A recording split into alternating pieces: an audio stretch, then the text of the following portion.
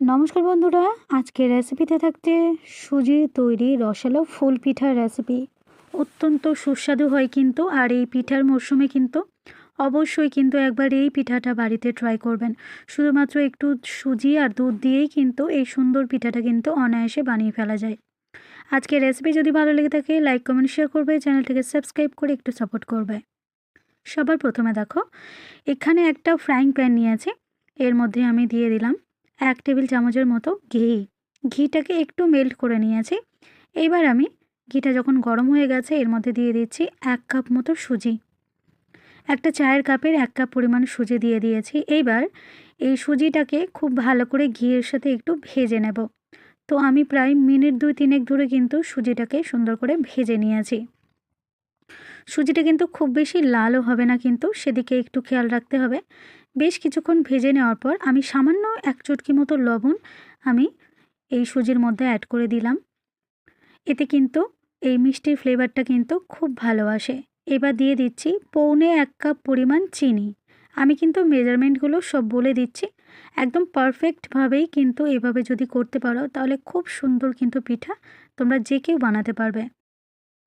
তো এবার দেখো, জলটা দিয়ে দেওয়ার পর এইবার আঁচটাকে একটু মিডিয়াম টু লোতে করে দিয়ে কিন্তু সুন্দরভাবে একটা ডো তৈরি করে নিতে হবে, সুজির এই ডোটা। তো আমি আঁচটাকে মিডিয়াম টু লোতে দিয়ে দেখো এরকম সুন্দর একটা শক্তপোক্ত ডো বানিয়ে নিয়েছি। এবার এই ডোটাকে একটা প্লেটের মধ্যে ট্রান্সফার করে নেব। তো চলো এটাকে নামিয়ে নিচ্ছি। নিয়ে ওই প্যানের মধ্যে আমি এবার দুধটাকে ফুটিয়ে নেব। তো আমি 500 গ্রামের যে রেড কাউ দুধ হয় সেই দুধটা নিয়েছি। দুধটা আগে থেকে একটু জাল করা ছিল, আগের দিনে কেনা আছে দুধটা, সেই জন্য আমি দুধটাকে আরও একবার একটু ফুটিয়ে নেব। তো আগে থেকে একটু ফোটানো ছিল, সেই জন্য একটু ফুটিয়ে নিতে হবে। তো আমি আঁচটাকে একদম লোতে করে দিয়ে দুধটাকে একটু ফুটতে দিয়েছি, আর একটু ঘন করে নেব, সামান্য একটু ঘন করে নেব। আর এদিকে চলো এবার সুজিটাকে একটু মেখে নেব। তো হাতে আরও একটু পরিমাণ ঘি লাগিয়ে নিয়ে আমি সুজিটাকে ভালোভাবে হাত দিয়ে, যখন হাত ছোঁয়া মতো হয়ে গেছে এই ডোটা, তখন হাত দিয়ে আরও ভালো করে মাখিয়ে নিয়েছি। এইবার এই সুজি থেকে ছোট্ট ছোট্ট করে অল্প অল্প করে মিশ্রণ নিয়ে আমি সুন্দর করে ফুল পিঠাগুলো তৈরি করে নেব। তোমরা দেখলেই কিন্তু প্রত্যেকে বানাতে পারবে, আর খুবই সহজ কিন্তু, আর খেতেও কিন্তু ভীষণ চমৎকার হয়। এটা দেখতেও যতটা সুন্দর, খেতেও কিন্তু ততটাই সুন্দর হয়। আর ঠিক আমি যেভাবে করছি তোমরাও কিন্তু এইভাবে পিঠাগুলো তৈরি করে নেবে। এই পৌষ সংক্রান্তিতে কিন্তু একবার কিন্তু ট্রাই করে দেখতে পারো, পিঠাটা খেতে কিন্তু খুবই টেস্টি হয়। তো চলো আমি একটা একটা করে দেখিয়ে দিচ্ছি। আমি বেশ কিছু শেপ দেখিয়ে দিচ্ছি। আমি বিভিন্ন রকমের শেপে করেছি। তো একটা একটা করে দেখিয়ে দিচ্ছি, তোমরা একটুখানি দেখে নাও।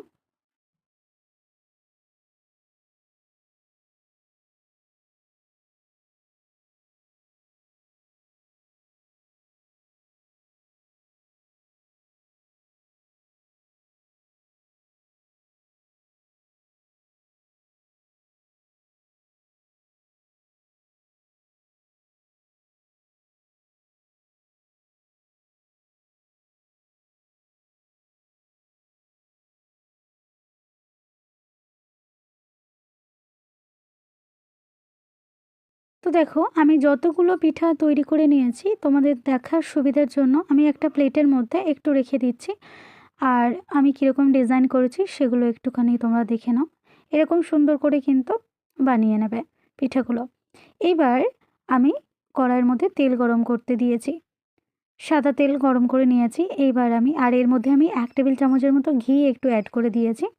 এবার তেলটা যখন একেবারে ফুল গরম হয়ে যাবে, মানে একদম হাই হিট হয়ে যাবে, তারপরে আঁচটাকে একটু মিডিয়ামে করে দিয়ে কিন্তু আস্তে আস্তে করে পিঠাগুলোকে ভেজে নিতে হবে। আর এক পিঠ যখন লাল হয়ে যাবে তখন কিন্তু আরও এক পিঠ কিন্তু উল্টে দিতে হবে। বারবার কিন্তু নাড়াচাড়া করতে গেলে কিন্তু পিঠাগুলো ভেঙে যাওয়ার সম্ভাবনা থাকতে পারে।